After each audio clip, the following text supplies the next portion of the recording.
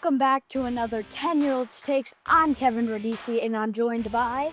Brad Radici. I am not 10, but I am sitting here with a 10-year-old, and we are talking college football. Kevin, it's a big week coming up for us, for the Florida State Seminoles. We'll talk about that in a minute, but we have to go back last Friday. Bit of an upset. It was a Friday night upset brew. All the ingredients were there for Florida State to lose on the road to Virginia, as they did. Your initial thoughts of the game? Last catch, but we'll get into that. And I also think those refs should have called those holding calls. I think they were a little more on Virginia's side.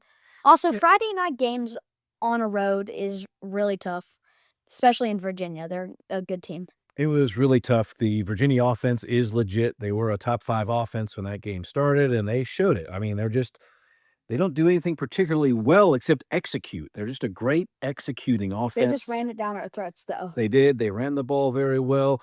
We talked about that touchdown there in overtime from Tommy to Deuce.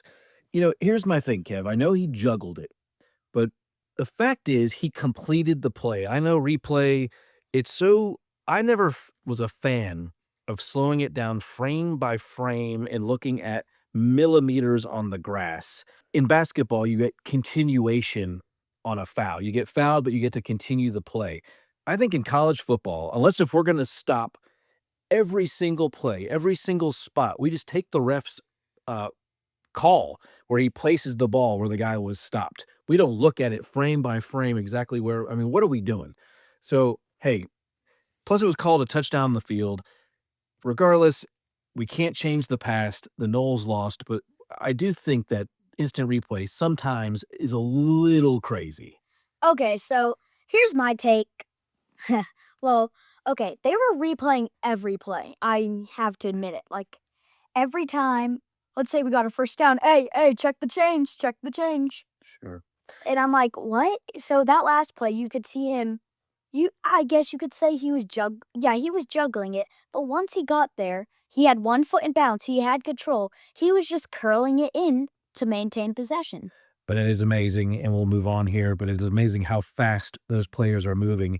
He tipped it twice in his strides. He moved 10 yards. So that's how quick it was.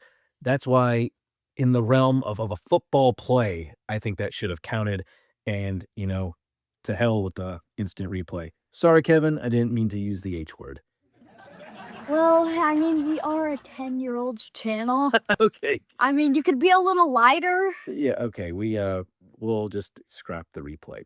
Well, as Bill Belichick would say, Kevin, we're on to Miami.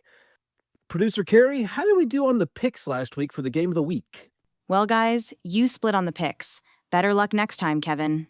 How about that, Kev? You're in the loss column. I'm in the win column. I took Alabama. You took Georgia. Well, let me tell you something. That guy who jumped on the pile, that should not have been a flag. The ball's still moving. You're right. I'll give you that. Let me ask you, 24-21, Bama beats Georgia. What was that buzz in the Helena Intermediate cafeteria at lunch about the Tide? They really didn't say about their win. They just said how FSU sucks. Oh, okay. Well, it happens when you do lose the game, but at the end of the day, who did Florida State beat to start the year? We beat them. Exactly. That's what I told them. I said, we beat y'all, you can't talk. I hear you. And I heard some Florida fans had some grief for you. All right, let's say. They said, imagine losing to Virginia. I said, imagine losing to South Florida. Which they did. Imagine them losing the rest of their games, which is... That'd be amazing. Pretty possible. But Kev, so Alabama, they host Vanderbilt this weekend. Boy, it'd be kind of neat to see them beating Georgia and then the chaos if they lost to Vandy, don't you think? Yeah, I would love a roller coaster to see Bama beat Georgia and then all the way go to, they're so high and then they just lose to Vandy. Imagine public sentiment changing on a dime for Kalen DeBoer. He beats Georgia, which is at Georgia, ending a 30-plus game win streak, then comes home and loses to Vandy. Boy, what a tough call for Bama fans on who they like, who they love. for the Crimson Tide. But anyway, Alabama-Vandy, that's 2:30 in Tuscaloosa. Georgia on the rebound against Kentucky. It's time now for the game of the week. Oh, Kev, do you hear the buzz in the air? It's the hurricane winds. They're coming in. It's our game of the week, Miami and Florida State, the big-time college football rivalry that used to settle it all. Dad, do you know Miami's nickname is the U? Uh-huh. You know what that U stands for? What? It stands for underachieving. I thought the U was for used to be, as in Miami used to be and have a seat at the college football table. They've been irrelevant for a long time, Kev. Yeah, Dad, Miami was good back then, but that was when you had a flip phone. Yeah, a Razor. Remember those? No, you don't, because you weren't born yet. You were born into the iPhone era. Era? You know what, Kevin? Let's talk about the game, because the sad fact is the U is pretty good this year, but they are like 4 or 5 week, I don't know, pretenders, right? The back end of the season, you like Pop-Tarts, right? Yes, I love Pop-Tarts. Yeah, because they're bound for the Pop-Tarts Bowl, but it has to start this week against Florida State.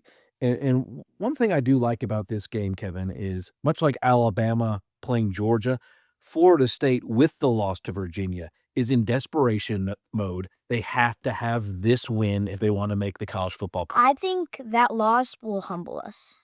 Yeah, 100%. And, let's talk about Miami's road trip here. It's their first road game of the season in Doak Campbell Stadium. As you all know, at night, it's just a different place. It's a tough place to play. Yeah. Dad, Miami hates to travel. 11-12 since 2021 on the road. Even worse, they are just 3-10 versus ranked teams since 2021. Exactly. So what we were mentioning is on the front end of the season, when they don't play a lot of good teams, Miami looks great. They climb the rankings, but when they hit the meat of their schedule, they're not so good. And they have a lot to prove. They're typically, like we said, the early season champ. But on paper, their defense is great. 13th in total defense. But Kev, it comes against the 115th, the 65th, and the 16th ranked offense in the country. And if you look at those games, 16 being Notre Dame, 65 being South Florida, and 116 being the Florida Gators, the amount of points they score are proportionate to it, meaning they gave up a bunch to Notre Dame and not a bunch to Florida. Well, to me, it doesn't make sense how it was 10-13. Wait, wasn't that the score? It was 13-7. Miami was leading Florida barely late in the second half. Like, how do you do that bad against I lost to South Florida? Yeah, no, you're right. So we'll see how their defense, this was going to be their true test. As we know, Florida State is the number 1 ranked scoring offense in the country. They're the number one ranked total offense in the country. In fact, they've hit some historic marks, Kevin, haven't they? First time since 2013, they've had 3 straight games of plus 500 yards. Yeah, so it's an interesting game. It's going to boil down to if Tony White can get his offense back, or his defense rather, back on track. Obviously, they had a bit of a collapse against Virginia, but hey, you just wait and see. You look at that Virginia schedule.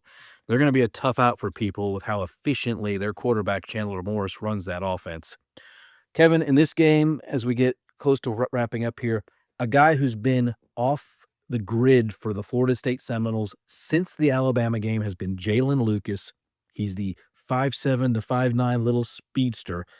He hurt Bama on that long pass play. I like Jalen Lucas coming back in this game. I think Deuce Robinson draws attention and opens up a career game for Squirrel White, his first big-time game as a Florida State Seminole. What do you think?